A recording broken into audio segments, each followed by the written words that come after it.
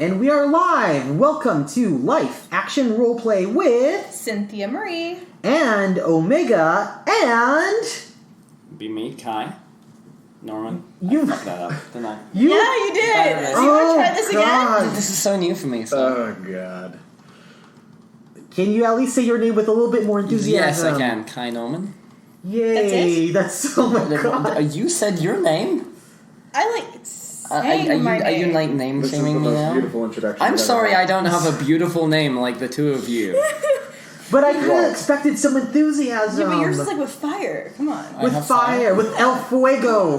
What? What? Is that something you catch? What? No! What? Okay, let's try this again. Okay. Yeah. Still gonna record, so we're gonna keep going. Okay. This is gonna be a while. Okay. So, that bumbling introduction is to at least to introduce our new co-host, Kai Norman. Heaven help us all. Help us all. Mm-hmm. Who is now part of Life Action Roleplay. And he will occasionally come in to help co-host when either Sin or I are unavailable, or sometimes he'll just join in a threesome. So... What? A threesome? You heard me. Oh, jeez. All right. Drink! Drink! Yep. Actually, speaking of drinks, brought to you by... And then we are naming our drinks. So for me, it is this green tea latte from Starbucks. Oh, you're having more than just that. Well, okay, this is the majority of what I'm having. But that's where we're starting. With a sip of what? With a sip of Cruzan rum. Blackstrap rum. And I'm drinking my usual bullet bourbon. Mm-hmm. Kai, you're... I am drinking some Pepsi, don't judge me, with some blackstrap rum contained. All I had to give you was Pepsi. I'm That's sorry. fine. I think it's delightful. Yay! Mm-hmm. And now, time for shoutouts. Do you know what you want to who you want to shout out to? You're staring at me. I'm going to do a shout out to my buddy Evan, who is a super talented foamsmith and builder, and myself and our guest tonight, who I'm not going to introduce yet. We were hanging out with him last night and had a pretty good time talking about LARPs and building some stuff. So, yeah. Shout out to Evan. My shout out is to Paul Howell, who is the head of story for Twin Mask, and he also asked me to join him in the LARP Rendeler Remembered, which I'm doing this weekend. He understood that I was very, very busy, so helped me create the character sheet, helped me with the backstory, and he also was with me when we were doing LARP callback auditions today when he was in his direwolf outfit, and he was being a trooper. He was feeling pretty faint, but he was going to stick right through it because it was an audition, so good on you, Paul. Hey, Paul. Hey, Paul. I do have two shout-outs. It's actually going to be Jesse and Poisel, who have been working with me on downtime stories, and they've been a lot of fun, so they've helped me get through my stress at work. So thanks, guys. Appreciate it. Awesome. Now, to introduce our special guest that Kai referred us to. So let me just read from the bio. He's been patiently quiet over here. He has been. I'm brooding. So our special guest is a costumer, prop maker, and entertainer out of Seattle. He traveled all the way here for this, who is best known for his works on Steampunk'd as a maker. Tobias specializes in genres from steampunk to post-apocalyptic, creating immersive works involving costuming, prop, weapons, and more. Please say hello to Tobias McCurry. Woo! Hi, That was Tobias. enthusiastic. Hello. Done. Hi. Also, this show is brought over here by black coffee with more coffee in it and more Cruzan Blackstrap rum. Nice. I feel outnumbered with the rum drinkers here. I'm a pirate. Arr. You're also outnumbered by the kilts. Not really. No, We're fine. I'm wearing pants. Well, I'm wearing pants. half of us at this table are not wearing pants. Correct. That's not a number. You're wearing PJ pants, those are not pants. Those Brian are is still actually wearing pants. Do I need to not wear pants right now? Like... Wow, it's that kind of podcast. All right. Yes, it is. It It is today. PG. PG, I am wearing pants for the record. Right. Describe those pants. No. I like my kilt. The kilt's awesome. It's good. It's a good touch. It's breezy. And I will so... not be kilt shamed. Oh, by the way, if you notice an improvement on the audio quality, I went and bought a new piece of equipment. So hopefully everything sounds a lot better, a lot crisper. If you have any input as to anything else that we can improve, we are always contactable on our Facebook on Life Action Roleplay. And today's topic is going to be about antagonists. We'll come up with a more creative title, because we always try to come with creative titles, but antagonists. And the main reason is that Tobias here plays a lot of them. I have no idea what you're talking about. No, not at all. I am a very kind, polite individual. You are at all times. so polite. And totally just an above-board doctor. An above-board, upstanding citizen of most games I'm in. Correct. Really? Absolutely not. That's a lie. Alright, fool the newbie here. What kind of characters do you like to play? I enjoy three-dimensional concepts that involve villains that don't necessarily know that they're villains. You LARP to tell good story, and good story is a conflict that isn't black and white. People who are just chaotically evil, as many might recognize as a common D&D alignment. This crayon broke, oh god, I'm going to go kill everyone now. That doesn't tell good story, that's just righteous conflict for no good reason. Having reasons and motivations in order to back whatever play you're going to make, even as a good character, is strong. Being able to play an antagonist is being able to play the bad guy in the cops and robbers, and that's one of the reasons why LARP is so cool, is because you get to explore things you're not going to be able to do in real life. In a safe and immersive environment where someone's not going to call the cops on me when I fictionally murder someone in a back alley. Okay. It's a good time. Alright, so what is your most current antagonist right now? I would say, I guess I'll go with my Dystopia Rising character. It's a post-apocalyptic game, Dr. Jebediah.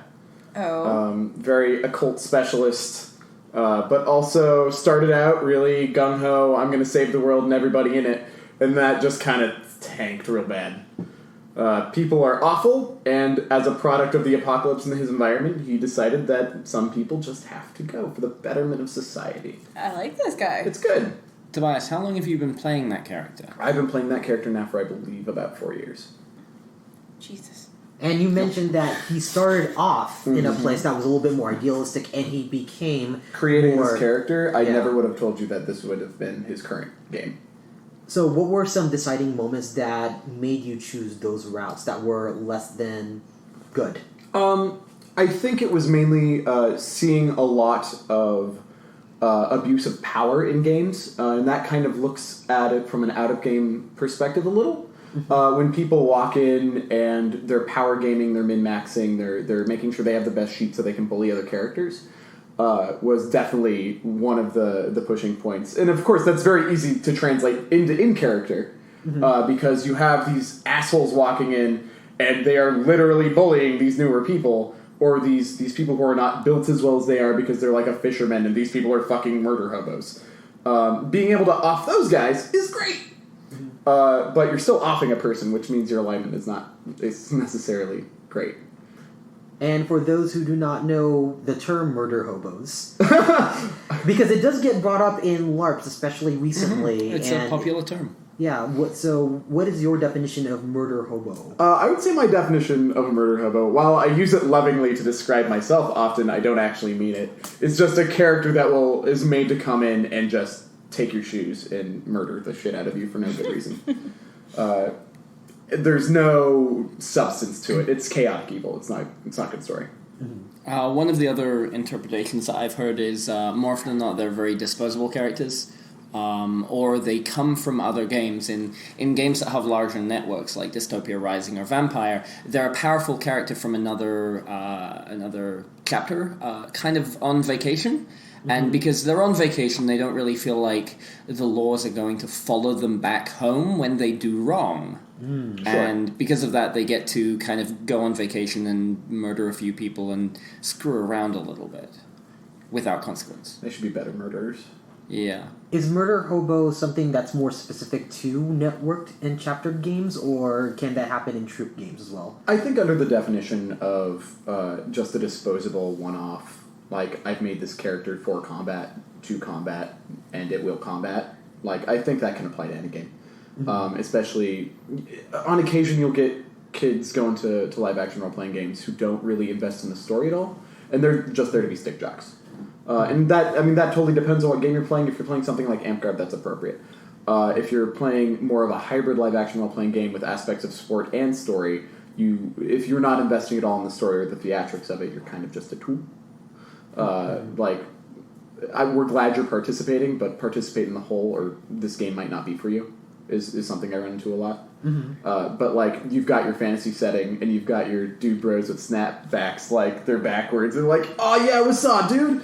Oh man, this elf just jumped me in a back alley. He took out his 9, busted cap in my ass. I'm like, what the fuck are you hitherto saying, bro? Calm down. But that can easily translate into someone who's not role playing, someone who's not invested in the story. And if you're being antagonized by someone who's not invested, that's really shitty. So when you notice that somebody's not invested, what is the best way to get somebody to engage?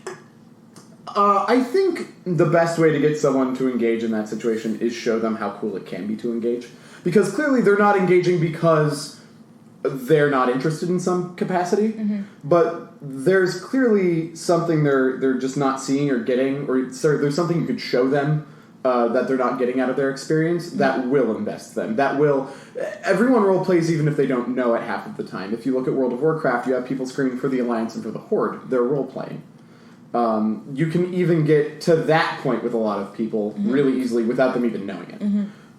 It's like, yes, for God and country, and they're really stoked to fight alongside you and say these really epic phrases because that's what people really like to hear in like a movie or an epic story, and everyone wants to be that hero.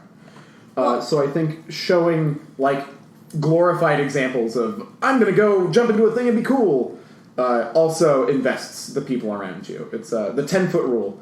Is always make sure everyone 10 feet around you is having a good time. Fair enough. I know that in La Sangre, bringing a new character, there's obviously a wider arc story that, as a new character, I have a hard time trying to jump into that bigger story because I haven't, I guess, quite found the right characters to drag me into that story. Yeah. So, I mean, essentially, I've been making my own stories, like, on the outside, like, just try to make things happen. But it is a little... Frustrating is not the best word, but for lack of a better term, frustrating to know, like, being shut out of, like, the bigger storyline because, like, there's other things that are happening behind the curtain. You're not supposed to know it. Yeah. And it's just kind of like, okay, I'm a new character. Like, how do I get dragged into these sort of things so that I know it? And then, so now I've become kind of an interesting character in which I choose to sometimes be alone so that I can watch actions that are happening. And some people, come up to me and are like, are you okay? And I'm like, I'm fine. I want to watch what's going on. So I guess asking a more veteran character, when you see a newbie sitting by themselves, is it something, would you be more inclined to help said person knowing that this newbie's kind of sitting there being like, I want to be involved, but... Absolutely. and that really does fall squarely on the shoulders of the veterans 90% of the time. Things get really cliquey, which sucks, but that's, the way of any social group. But with LARP, you run into not only the mechanical power difference of, well, do we want to bring this newbie on this thing where they're just going to explode? But generally, you can find ways around that in most live-action role-playing games that are dedicated to story in some way. So, which is interesting. So, my sister, complete newbie. Like, I at least have a couple of games, like, under my belt. My sister and I rolled into La Sangre, like, the first game, and I figured out, like, who were some of the characters that she should probably latch onto, and luckily enough, she did latch on to Jessie's character, and brought her on, like, a mission, like, right off the bat. Like, her first game ever, she was like, I have no idea how to fight. Like, what am I supposed to do? So it was really cool. Like, she had a complete opposite experience than I did. I guess because she's more of the fight-type character, and I was more of the political character. So it's harder to do politics. Right. So it's been taking me a lot longer to kind of, like, weasel my way into, like, what's going on. Like, I need to know all the things. So... yeah, tips do you have for us newbie people? Don't be afraid to approach people and ask questions. Even the most intimidating characters, and I say this kind of pointing at myself, I will have new players often come up to me after games and be like, oh man, I wanted to talk to you, but I thought you'd just kill me. I give them out of game some tips, like, here's how you don't die by talking to this guy. Like, one of the things I've genuinely said is like, bring him a cup of coffee. He'll be happy. Like, this is the easy, free, you have words now, like, talk. Or, like, Dystopia Rising just it kind of invented the blue armbands thing, which is, like, if you're a new player, wear a blue armband for your first 3 games, and then we as veterans can literally see. Right on. Which is really cool. Yeah. I think they've been dubbed bluebies. Oh, God, no. I hate that term. Yeah. Just no. But it's a matter of, like, being a veteran, you have to find these people if they don't come to you.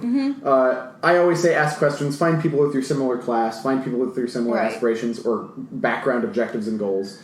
Look at your backstory, look who might be somewhere in that, like, archetypal spectrum. Yeah. If you're a good guy, who's the obvious good guy in the bunch? If you're a shady motherfucker, who can you go in a back alley with and be like, psst, this is my first back alley. Where are we killing people? like that kind of thing. And in which case, I just sit them down and I'm like, oh, you sweet summer child, I'll talk to you later. But I do go talk to them later. Good. After there's a bunch of blood in the alley. Good. Yeah, it's good. I find when it comes to creating an interesting character, and this goes for veterans and newbies alike, it's always a really polarizing good idea to kind of, when you craft your character, you should pick a few things that your character hates and pick a few things that your character loves. In some of my characters' games, like, you know, if, for example, if my character really likes elves, and new players come in as elves, then that character would naturally immediately go, that's a new player, like, out of character, I recognize that I haven't seen them before, I'm immediately going to go up and start trying to make friends, and make sure they're okay, maybe try and get them some equipment so they enjoy their game a little bit better, because as Tobias was saying, new players are kind of like the lifeblood of a game. And so it does fall on the responsibility of veterans, almost to a slight metagaming kind of degree, where it's good bleed. Yes, exactly. And we'll get into that later. Make sure the new players have a good time, so they keep coming back, and then they can just get super engrossed. And, you know, it's one of those one of us moments. Like, we're not a cult. Yeah, right. Well, so pull them in. I'll go even further. So my first LARP game ever was for Blood and Betrayal 2 in Vegas, and awesome. I was playing a La Sombra, and linked my character with Shane DeFreese's La Sombra. Yeah, that's that face. Yeah, I didn't want to hear that. Yeah, I was the grandchild of him. He's gonna hate that. Shane, you're my grandpa still. Sit on that.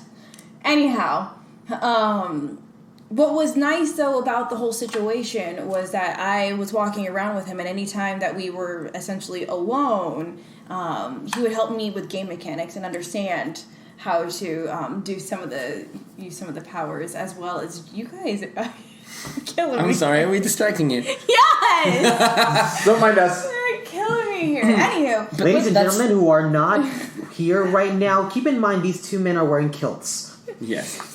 I'm very distracted. As I cross one leg and move to the other.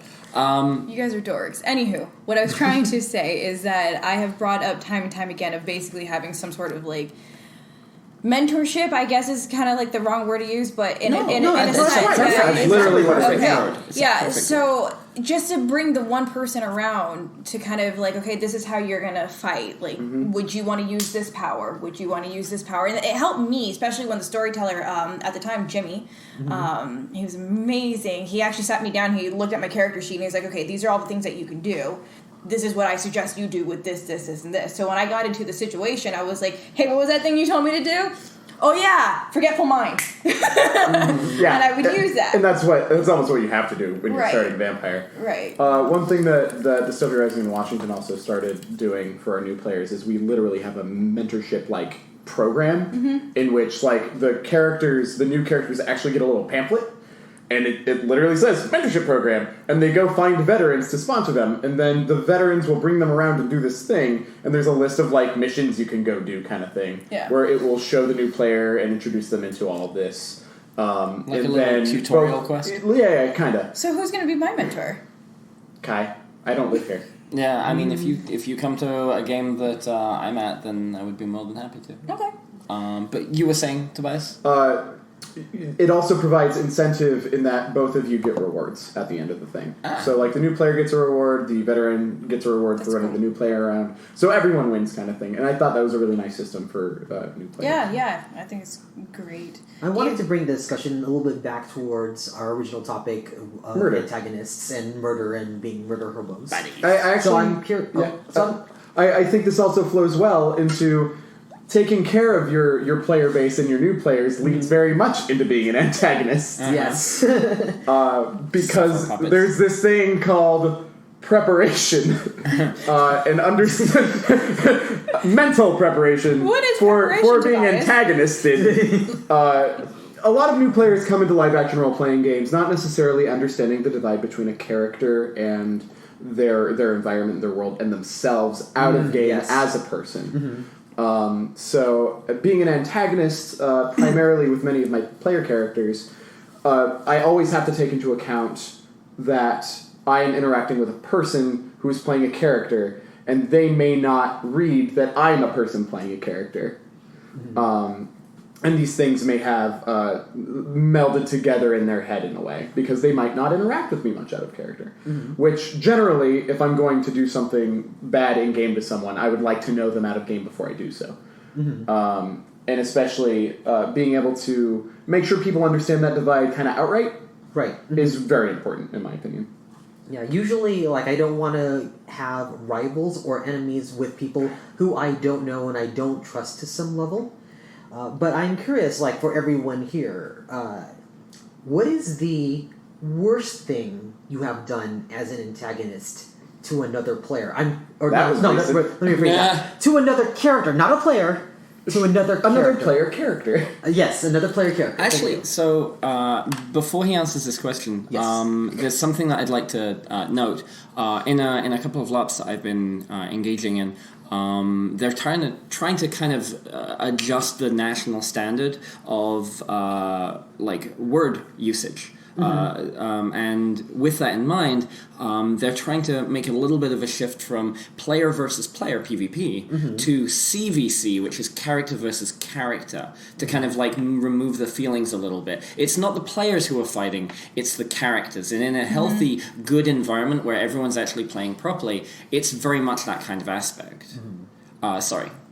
No, thank you. Absolutely. Sure. Yeah. And I think that is a very important Distinction. move and distinction. While I, as a long-time PvPer in whatever game I'm in, I initially was like, oh, that's dumb. And then I realized that there are new people to this hobby. And my stuck-up old ways don't need to stand here forever. It's like we're progressive live-action role players who want to make new shit and bring in new people.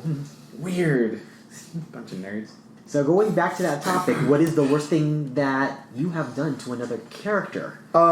So, this was actually quite recent, and I will preface this with people listening who may be in this game. We all know what metagaming is, and that's taking out of game knowledge in character. You don't know shit. I love him dearly. My friend Shano played a character named Tracer, and he had been around as long as I have been, for about 4 years. And this character had leveled up to the point of gaining effectively like a Dungeons & Dragons prestige class, something many people don't get. It's an advanced profession, something that many people work years for. Throughout my conflicts with him in game, it became apparent that my character wished to dispose of his in one way or another, and that in fact did happen. So I unfortunately took my lovely friend's hard-earned progress in this game, and as my character, stripped it bare by murdering his character in the dead of night and kidnapping him. Love you, Chono. So you murdered him first, and then you kidnapped him. Well, I kidnapped him and murdered Okay. him. I kidnapped him from his bed, and then murdered him.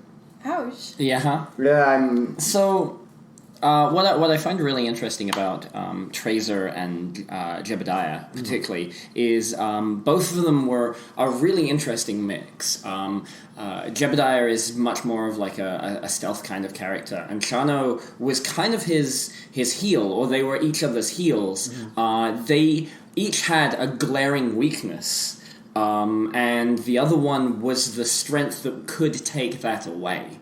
And I won't necessarily talk about Jebediah's weaknesses for obvious reasons because he's still alive, but for Trazer especially, he had a few weaknesses, and one of them was he needed to sleep at some point in time. And Jebediah never sleeps. This is true.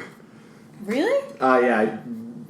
More recently, I've started sleeping, but for about 2 solid years as Jebediah, I did not sleep explicitly during game, and it's a 3-day game. Why? Because ain't nobody gonna kill me. I don't know. Every time I've died, it's pretty much been in my sleep. Yeah. It's good stuff. Noted. Absolutely Newbies true. don't sleep. That's not true. Take care of please. yourselves. Yeah, please. Yes, please always do Once that. more, I've started sleeping recently. But one thing I want to add to that is, unless we want to continue the I want to do. Okay, we'll get to aftercare in a minute. Oh yes, but we will get to Yes. aftercare. But newbies, do be a little careful if you decide to sleep in hospitals. What? Rude. What? I was murdered sleeping in a hospital. Yeah. So Kai. I did not do that. That was before my time. It was. Okay, so what about you? What is the worst thing that you have done to another Character. player in a game. Character. We're making noises, are we now? To another character. To another character. Interestingly enough, the characters that I've been playing more recently, I've got one that's kind of grey area. He's becoming embroiled. He's kind of been getting kind of in a way seduced by a crime lord and a number of other kind of darker characters. I hold no responsibility. So there are several of these kind of polarizing characters that have started to, through a massive amount of roleplay, because one of them is a type of people that my character actually I came into game severely distrusting.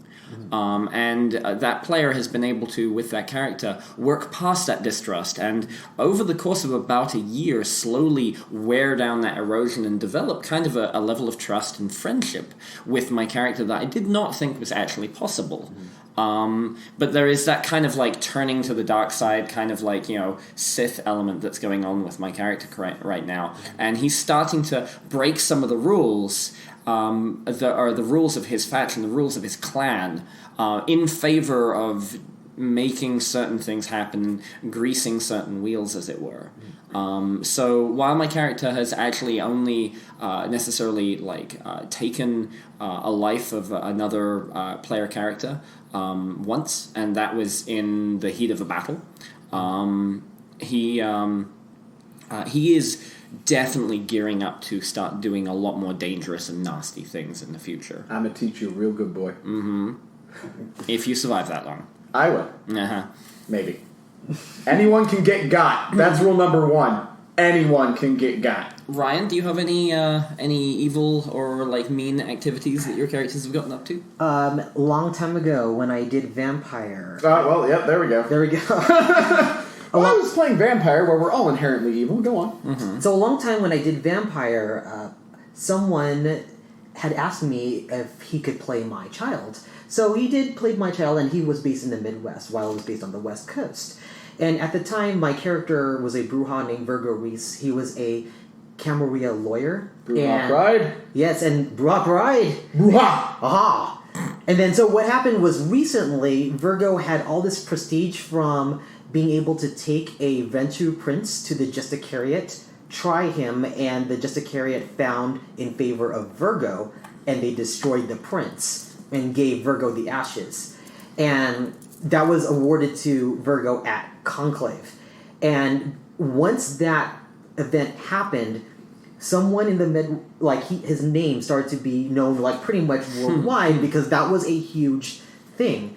So my child, Derek Reese, played on the fact that I was supposed to be a prestigious sire. I played a Derek. That was a Bruja. No. Oh, trust me, it wasn't you. Oh, no, I know it wasn't me. It's just funny. It wasn't you. So what happened was he started to gain a lot of prestige by playing a lot of politics. But after a while, he started to get very cocky with his politics while I'm still kind of reserved.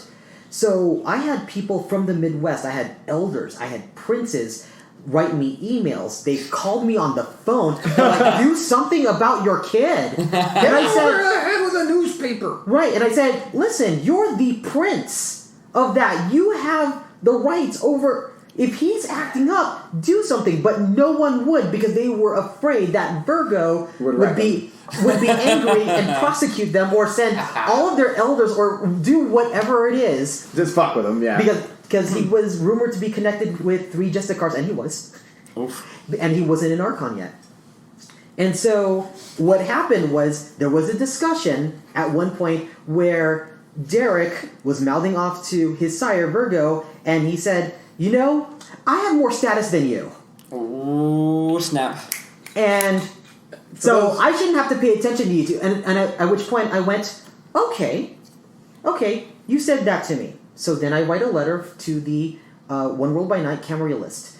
And the very first thing I say is, first of all, I apologize to the Camarilla at large for releasing my child, Derek Reese, so early from the accounting. And I list a bunch of... 10 lessons that Derek Reese did not learn from Virgo Reese. One of them is, do not speak out of turn. If do not whip your dick out as status.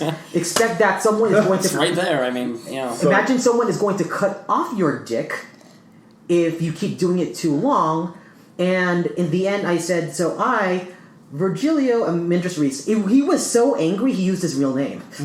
Virgilio Amindris Reese, also known as Virgo Reese, I am sacrificing one of my status to take one of yours. Harpies, please note. And, end of discussion. So I did that, and I thought, okay, that is symbolic of what I should do. Within 24 hours... Princes and elders start to sacrifice their own status to wreck him. And he lost his acknowledgement. Wow. So for those who do not know, status in vampires, everything. It's a society of old blood, like traditions honored vampires. So your social standing within their court, the Camarilla, is absolutely everything. Hold on, I'm grabbing my character sheet. Yeah, you might do that. Yeah. Fucked on that situation. Unfortunately, that wasn't even the worst part. The worst part was I did not know that the player had already bought tickets to go to... Oh, no. That's what made this hard. Like, tickets to go to Northern Virginia, so his character was pretty much... screwed. Yeah. At this point, and I was going to Northern Virginia, and I realized... He is not playable at this point. He had mouthed off to me. All of the elders, all of the Bruja were mad at him. And I was surrounded by... He could come grovel. He could, but the problem is he didn't. And all of the Bruja elders and princes, some of the most powerful ones in-game, in the world, were literally there, sitting, standing there around Virgo, and he goes, we know what happened. Virgo, what do you want to do? And I burned my last willpower because I knew it was the right thing to do. It's like, you have to kill him. Yep. And the character died, and it was unfortunately very unceremonious. Yeah. I consider that's my ill will towards vampires most of the time. So I felt so horribly bad to be able to do that to a character. But also the player, because he had bought the ticket, exactly. And I didn't know. Well, that's one thing. That's one of the reasons I killed Trazer when I did. Was because I know we have a national event coming up in September, and I wanted him to at least have a month or two to recoup, make a new character, and go to that without just being fucked. Because if you kill him, the day before, you're just an asshole. Right. And that's part of it. You need to be considerate for your fellow player. Yeah. You're all playing a game, you're all there to have fun. Yes, it can be not great to get into a conflict like that, but when it boils down to it, you're there to have fun, help each other have fun. Yeah. Stories come to an end, and that is a part of live-action role-playing. That's a part of role-playing and storytelling. Period. But that doesn't mean you gotta be a dick about it. Yeah. As a little bit of a side comment, I will say that some of... In the previous interviews that I've been in, I've talked about DR a fair amount, because it's the main game that I play. But with that in mind, often it's kind of being brought up the idea of character versus character conflict and players dying and things like that. The game in itself, while CBC actions are allowed, it's not the main focus of the game. And the game has a huge amount of danger in itself that is like monsters and zombies and other kinds of nasty things that will push you to your limits, both in a like a horror setting and also just in a general survival setting. So I don't feel as many players get killed off by other players, but just so people are aware, I don't really want to scare people off of Dystopia Rising because they think, oh, it's full of a whole bunch of murder hobos. It isn't necessarily. We're just on an episode about antagonists. Yeah, exactly. Although, to be fair, for the longest time, until I spoke to you and a couple of other people, I did think a lot of DR was very PvP. So it put me off. It's actually not at all. Yes. It is the opposite. It is entirely built around player cooperation and survival. It's the apocalypse. But conflict happens. What I like especially about it is because it is allowed and there are comprehensive rules on having a very fair and orderly system to player versus player or character versus character actions. A character dying because of those kinds of things, they are handled very properly. Very efficiently, in a very fair manner. But because of it's so effective, I also feel that it kind of checks the players. Because everyone realizes that if you shit on everyone's yard, someone's gonna kill you. You're gonna get got. It kind of encourages the community to work together, because there is the potential that anyone can kill you at any moment, yes. But players have multiple lives, and if someone kills you and you come back and you go, yeah, such and such killed me, you've got a bunch of friends, and it's going to cause that whole domino cascading effect. But so generally, as Tobias said, I really do feel that the game kind of naturally encourages people to work together more than to diametrically oppose each other. Absolutely. That said, conflict is by and large one of the best and most dramatic aspects of a game. So I kind of wanted to move this conversation a little bit towards something that, Tobias, you had mentioned and touched upon, and that is bleed, which is a huge topic in LARP and interesting when you're coming from the angle of antagonists and conflict. And I know that there's a difference between good bleed and bad bleed. Yeah. And almost even good metagame and bad metagame as well. I would say those are similar. Yeah. So can we define metagame, please, for us newbies who don't know? Absolutely. Oh, yes. I defined it earlier, man. I would state that first we need to define bleed. Bleed is the emotional inseparation. You're supposed to divide yourself and your character. And sometimes, because you are in fact live action role playing and in real life and really interacting with people, when you have a character yelling at your character's face, it seems a little personal sometimes. And these things can be taken very personally when really we need to combat that as responsible role players. So bleed is definitely that point in time where you can't quite define that divide. I'm guilty of it. Every role player is guilty of it. Nobody's perfect. It's very natural, to be honest. Absolutely. Like if tensions are running high, either in a positive or a negative fashion, things can start to happen. If a character dies in front of you and it's your friend who's playing that character and you've got so much invested in that character, you can very believably start just crying because that character is like a copy of your friend. You know? In a way. Like, I had to explain to some people that when people are crying over their LARP characters, they ask me, why would they do that? And I tell them, if you go and watch a movie for 2 hours and you can cry over that, imagine what a person has been experiencing for 2 years. Yeah. Absolutely. And that emotion is going to spill over. But at the same time, I know you have a theatrical background, actually most of us do, sitting at this table. And one of my friends, Steph, said that she's been trained that when you perform on stage, you're supposed to leave that on the stage. Yep. That's something you don't carry with you. But not everyone... Unless you're a weird method actor. Unless you're a weird... At which point it's like, stay away. Stay away from me. You don't need to poop anywhere on my yard. Whoa. I just want to get in character being drunk, man. It's like, yeah. That's why I'm drinking right now. That's why you're... as he takes a drink in front of us. There's not a yard here to poop in, so you're fine. So what are some...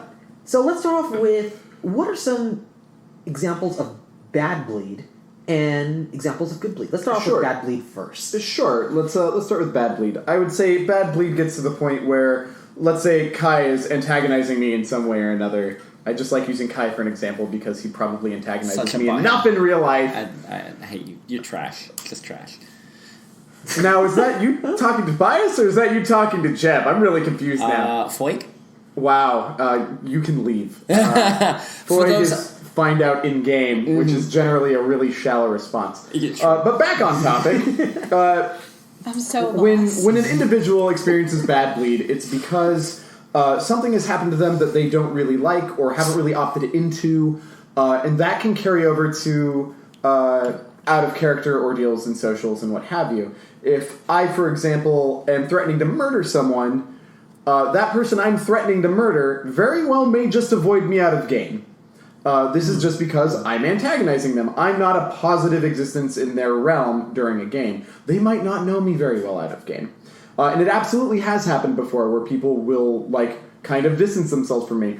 And then eventually they'll meet me, hanging out at the bar or whatever, and we'll hang out and have a great time and chat for, 3 hours, and we'll be best friends. And then we're even better enemies! Yeah. Or we become friends. Yes. Either way. But I think those are some solid examples of, I am letting my emotions get the betterment of my logic as to what I should be applying as a player in a role. And that is not always easy for people to deal with. One thing I experienced as Jebediah, murdering people left and right, was I actually started... Allegedly. That never happened. I was killing my friends. Yes.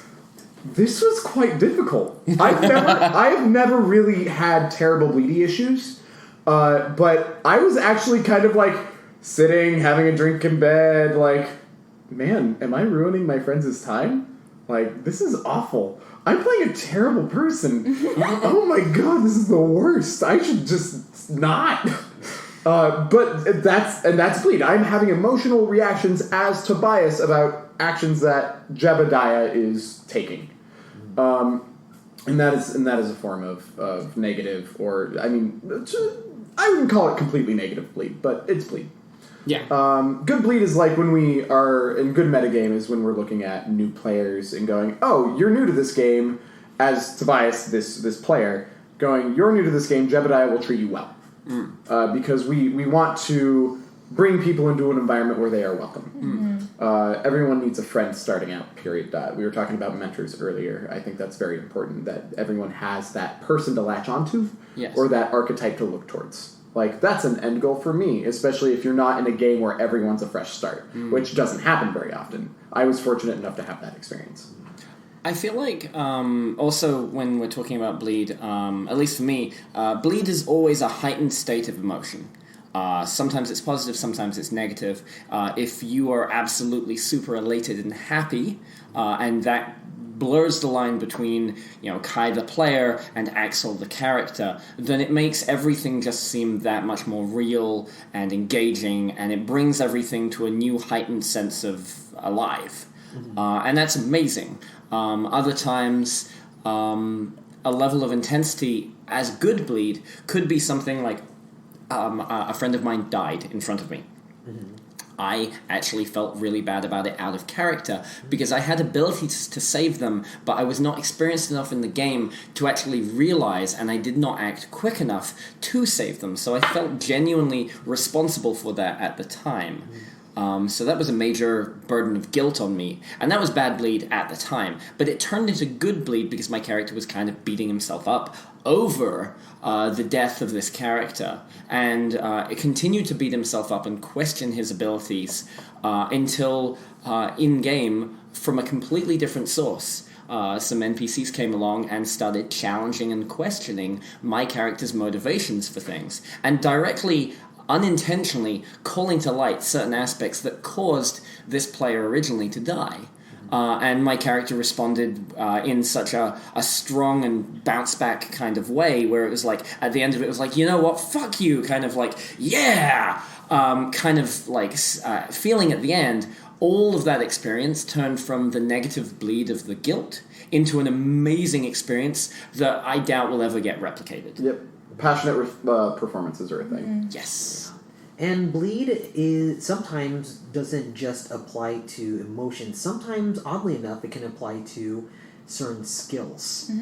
And a good example for me is Twin Mask. One of the things that I had a problem with is giving impromptu speeches in public.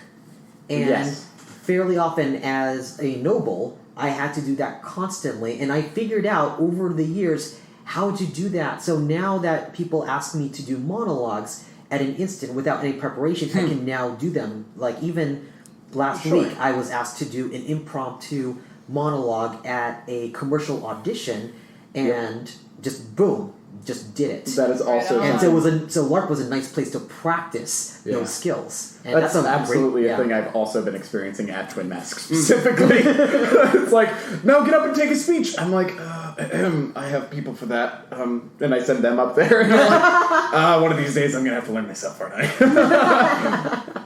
So I actually have an interesting experience that I'm not necessarily going to say that it's bleed, but I think it might fall in the category. So personally, I've been dealing with anxiety for about 2.5 years, and a lot of it has actually, for lack of a better term, bled into my social life. And so when I decided to LARP, I brought my sister in as a form of safety for myself. She understood my anxieties and my cues as to when I can't talk anymore. And she became an amazing protective Bruja for me. Yay! Bruja! So you're talking sort of like a bodyguard for your character. Yeah. So she's actually but my like a social bodyguard. No, she's amazing. So she is technically my character's bodyguard. We are blood bonded. If anybody was curious about it, but the interesting, But the interesting thing is that she and I check in with each other 24/7. Like, she's always asking me, like, out of character, completely out of character, like, are you okay? Is everything fine? Do you need to breathe? And so that's very important. Exactly. For everyone to do. That's To so everyone. good. Yeah. Super So, healthy. but we do it in such a secluded way that some people, and I've actually asked people about this, some people think that it's just completely in character, that her and I are just, like, essentially scheming against people. And I was like, really, it's not scheming, she's just checking in on me. But what's really cool about it is that on the times where I can't talk, she's been really good at, like, pushing people away from me. So some people come and try to talk to me, and she was like, no, she has no time for you right now. Sorry. That fits really well as the whole Bruja and was it Toreador? Toreador, That fits really well with that good. dynamic as well. And her being your bodyguard, it's kind of like the mistress will not be disturbed right now. Right. Which is kind of awesome. Pretty much. I enjoy having guards. Yeah, she's been absolutely amazing. So in terms of bleed, there has been a couple of moments where I've had to completely come out of character and say I don't feel good. And that's okay. No one should ever, like, shit on you for that in any way. Anyone who does is a shitbag, and stop LARPing. Like, get out of my community. You're a toxic piece of shit. But I also don't want to contribute to anyone breaking their own character in their game to see that something's wrong with me. So it's really great with my sister to be able to kind of just, like, kind of huddle me and take me out of game, where I can kind of take care of business, if you will. Every player has the responsibility to understand what is healthy for them as a person, emotionally or physically healthy in a LARP. If they see a gorge and they're like, I don't think I can jump that, then don't fucking jump it. Like, if you end up in the hospital, that's your fault. Likewise, just as much, in fact. If you're not feeling that you're emotionally capable of doing something, then you should opt out. That doesn't mean that your character is suddenly invincible. You might suffer the punishments and ramifications, or not even necessarily punishments, but the consequences of not doing that thing. But it's okay, because ultimately your character is a suffer puppet. They are there for your personal enjoyment and the enjoyments of others to do something, and eventually their story will end. Yeah. You, as a person, as a player, are not so disposable. So do not neglect yourself in sleep or emotional health or physical health or things like that. Always take care of yourself as a priority. Absolutely. And the fact that you have your sister there helping you with that, and you watching out for her as well, that is amazingly good and amazingly healthy. Yeah. And as a real quick rollover on this, and some of the LARPs I've handled, there's been this kind of OK symbol where you do the OK symbol with your hand, but you hold it really close to your chest. And you catch the eye of whomever you're checking in on. They might be someone where, like, if Ryan and Tobias are yelling really loud at each other, I kind of slip behind Tobias and I kind of catch the eye of Ryan, and I've got the symbol on my chest, and I get him to look at me, and he sees the symbol, he sees me, he makes eye contact, and then he either does a thumbs up, in which case he's cool, I won't bother him.